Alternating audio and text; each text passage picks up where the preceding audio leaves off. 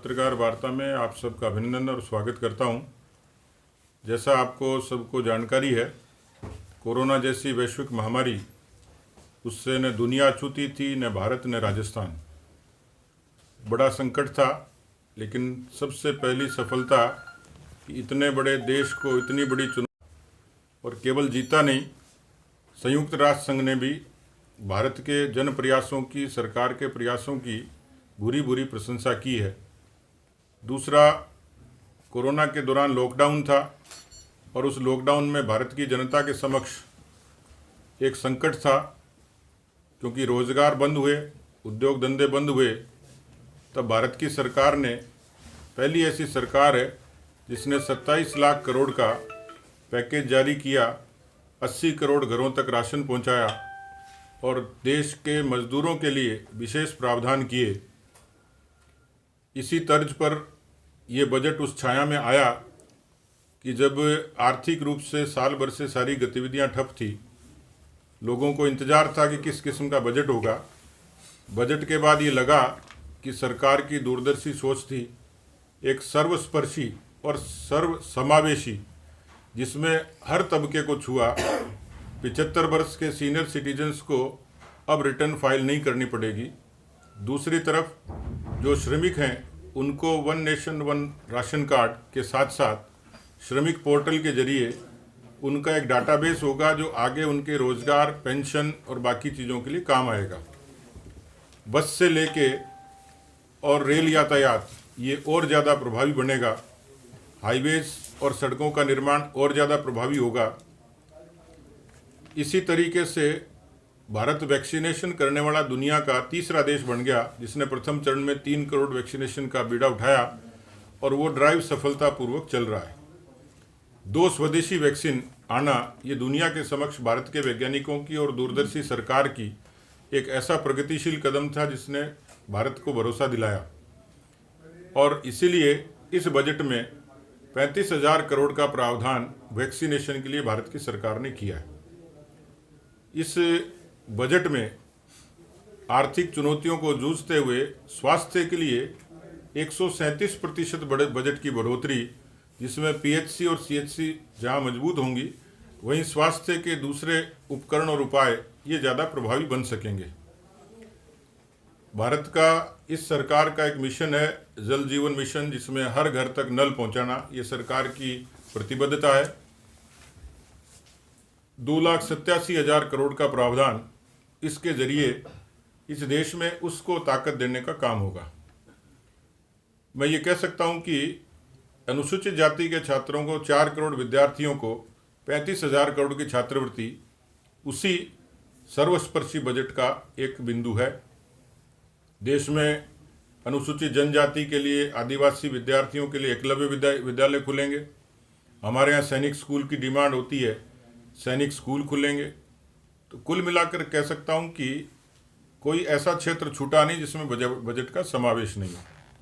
और इस लिहाज से राजस्थान को भी इसमें काफ़ी कुछ चीज़ें मिलेंगी।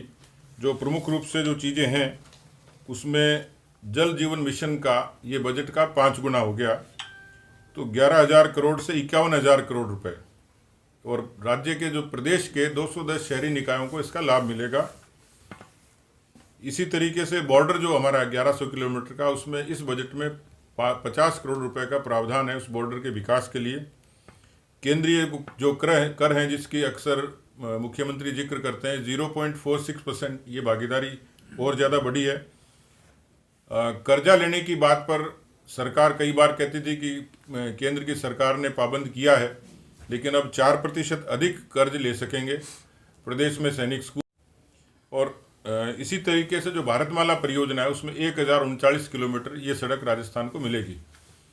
तो आज की प्रेस कॉन्फ्रेंस हम लोगों ने तय किया था कि पूरे देश में, राज्यों की राजधानियों में, आज जयपुर में केंद्रीय मंत्री स्मृति ईरानी जी ने, और जोधपुर में हमारे सांसद और प्रभारी अरुण सिंह जी ने जोधपुर में पत्रकार वार्ता की है। मुझे भी जिला केंद्र पर पत्रकार वार्ता करनी थी और मुझे सौभाग्य हुआ कि मेरी कर्मभूमि में आज आपसे रूबरू हुआ हूँ। तो इस बजट के विशेष जो प्रावधान हैं, जो हर तबके से ताल्लुक़ रखते हैं, उनको हम जनता के बीच में ले जाएंगे। उनके दरवाजे तक ले जाएंगे। और जो अभी इस बजट में जितने अलग अलग तबकों को जो लाभ मिला है उनको उसके बारे में जागरूक भी करेंगे। जिले तक प्रबुद्धजन सम्मेलन होंगे जिसमें सब प्रमुख लोग उसमें शिरकत करेंगे। किसानों के लिए विशेष प्रावधान जिसमें 16.5 लाख करोड़ इसका प्रावधान, जिसमें उनकी जो ऋण सीमा है, क्रेडिट लिमिट है, उसको बढ़ाया गया है। 15 लाख थी पहले, तो उससे बढ़ाकर किसानों को एक संबल देने का काम किया है। तो कुल मिलाकर समग्र तरीके से श्रमिकों के लिए, किसानों के लिए, नौजवानों के लिए और जो बुनियादी विकास बढ़ेगा 40,000 करोड़ का जिसमें प्रावधान हुआ है, उसमें लगभग प्राथमिक तौर पर आगे उसमें और बढ़ोतरी होगी, लेकिन 1.5 लाख रोजगार सीधे सीधे सृजित होंगे। तो मैं इस नाते आज मेरी कर्मभूमि, मेरी कार्यक्रम के सिलसिले में आया था और आप लोगों से रूबरू होने का अवसर मिला। बहुत धन्यवाद।